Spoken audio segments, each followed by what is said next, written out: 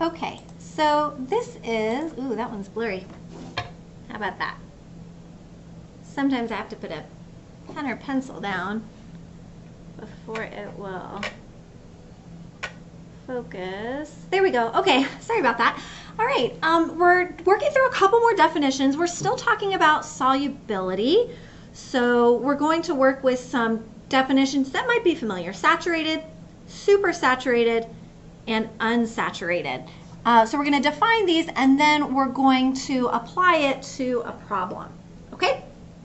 Saturated means a solution, the maximum amount of solute is dissolved in that corresponding solvent. These are values that you typically look up in a table, and it's very temperature dependent, right? Temperature does affect solubility. Whether it's a gas or a solid, it affects it in different ways, but that's another video. All right, let's look at supersaturated. A lot of times people use this word to describe things like color.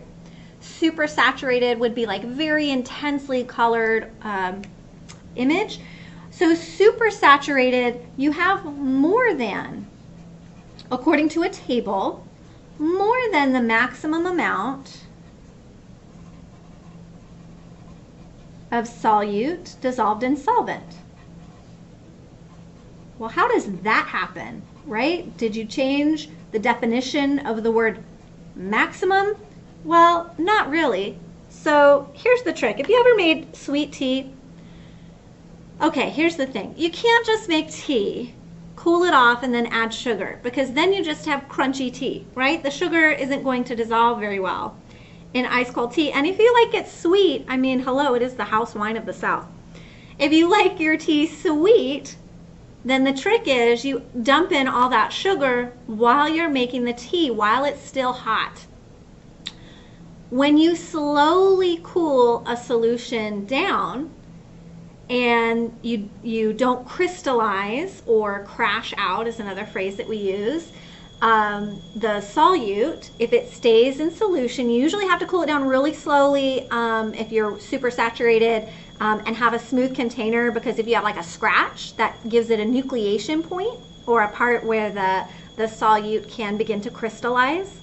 So if you heat something up, you can get more into solution if it's a solid, not a gas, and then slowly cool it down.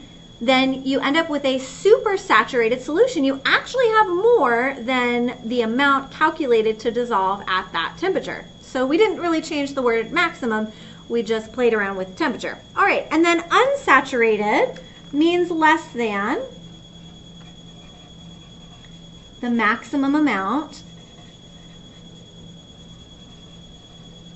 of solute dissolved in, I'll just put in solvent, but I mean dissolved in solvent. How can we tell? Let's think about that for a sec.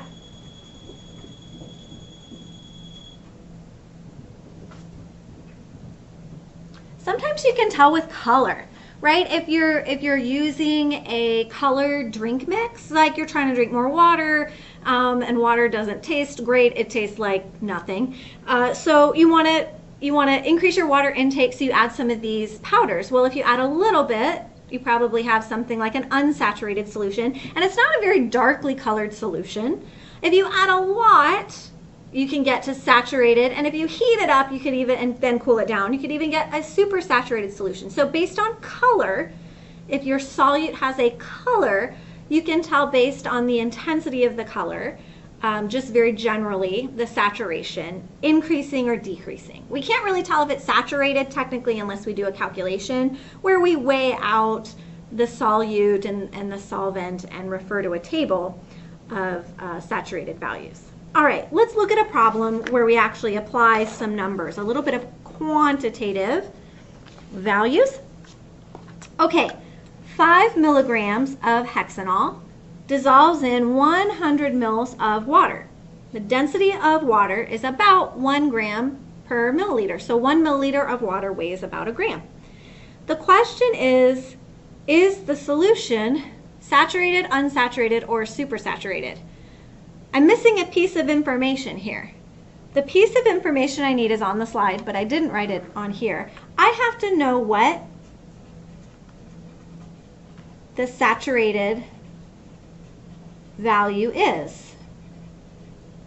Okay, that's given on my slide. The saturation at 20 degrees, we'll just have to assume this is at 20 degrees, says that 0.59, a little more than half a gram of hexanol, can dissolve in 100 grams of water. So this is saturated. So if this was 0.59 grams, which is actually 590 milligrams, then that would be saturated. Is 5 milligrams greater than, less than, or equal to? Really? That's really what we're looking at.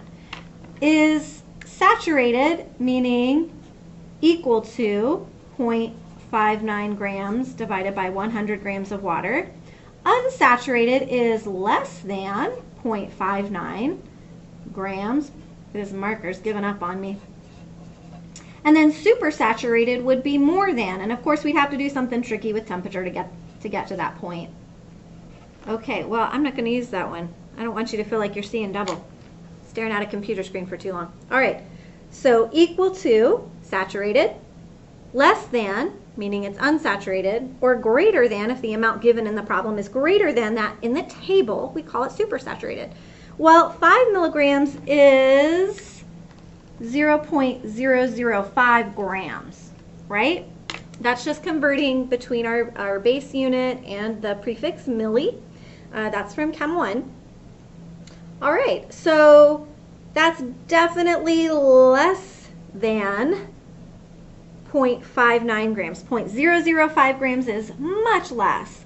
So our solution here is unsaturated because 0.005 grams, and it is in 100 grams already, so we didn't have to do that conversion. What if we did? What if we had a different number here, like 25 grams? Well, we can just divide it and get a value, right? You could just convert to grams, make sure the units are the same. We'd have 0.005 grams divided by 25 grams. We would get a number. We would compare it to this number. We would do 0.59 divided by 100, right? So you just move the decimal place over to the left twice. But you would just put it in your calculator instead of a ratio like this. Make sure the units are matching, gram per gram, gram per gram. And you would just get a number. Or you could scale up. You could always scale up if you could do a proportion, right? You could do like a ratio, and you could scale up from 25 grams. You could multiply the top and the bottom by 4 to get your amount in 100 grams. Okay, so just a little bit of arithmetic there. We're going to look at using these tables more in a qualitative way than a quantitative way. So really be familiar with this part here. All right.